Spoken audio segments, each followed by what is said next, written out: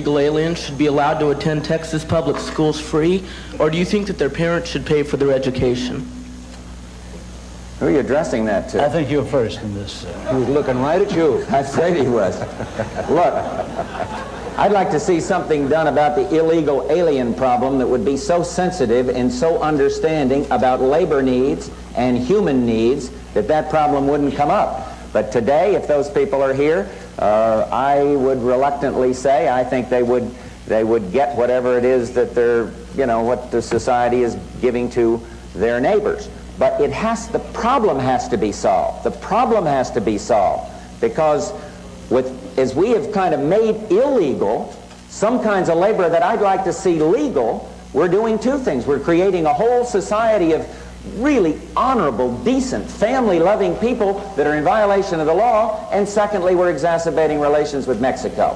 The answer to your question is much more fundamental than whether they attend Houston schools, it seems to me. I don't want to see if they're living here, I don't want to see a whole thing of 6- and 8-year-old kids being made, one totally uneducated and made to feel that they're living with outside the law. Let's address ourselves to the fundamentals. These are good people, strong people. Part of my family is a Mexican. Can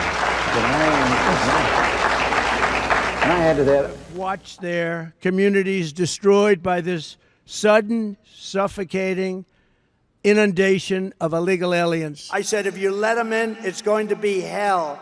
They are vicious, violent criminals. These are stone-cold killers. They'll walk into your kitchen, they'll cut your throat. These are people at the highest level of killing. They'd cut your throat, and they won't even think about it the next morning. These people are roaming our country. They could go into a restaurant, they can do whatever they want, and they will kill you because they are wired that way. These people are animals. Now, they'll say, oh, that's a terrible thing for him to say. No. These people are animals. It's in their genes, and we got a lot of bad genes in our country right now. They came in from the Congo. They come in from South America. They come in from Asia. They come in from all over the world. These are hardened, horrible criminals, and we have to get them the hell out of our country because they're ruining the fabric of our country. Can I add to that?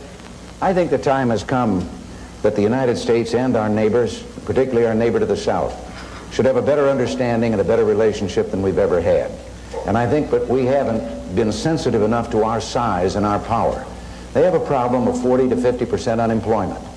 Now, this cannot continue without the possibility arising with regard to that other country that we talked about, of Cuba and what it is stirring up, of the possibility of trouble below the border, and we could have a very hostile and strange neighbor on our border. Rather than making them or talking about putting up a fence, why don't we work out some recognition of our mutual problems, make it possible for them to come here legally with a work permit, and then while they're working and earning here, they pay taxes here. And when they want to go back, they can go back, and they can cross and open the border both ways by understanding their problems. This is the only safety valve right now they have with that unemployment that probably keeps the lid from blowing off down there. And I think we could have a fine relationship, and it would solve the problem you mentioned also. We're just destroying the fabric of life in our country. What they're doing to the fabric, to the guts of our country, it's not even believable. And you see what's going on.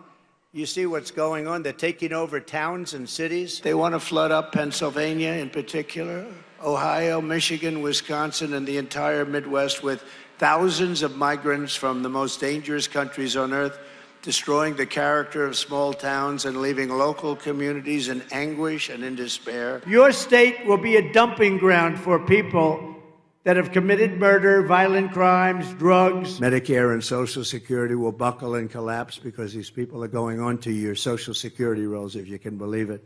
They can't speak English. They came here illegally, and they're destroying Social Security. And they're invading our towns. It's an invasion. What's happening in, like, Aurora in Colorado?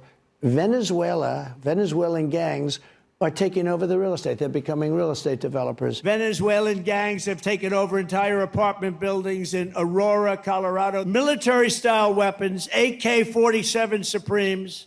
They've got stuff that's unbelievable. They're young, they're tough, nasty people. On day one of my new administration, the invasion of savage criminals ends. And on that same day, the largest deportation in American history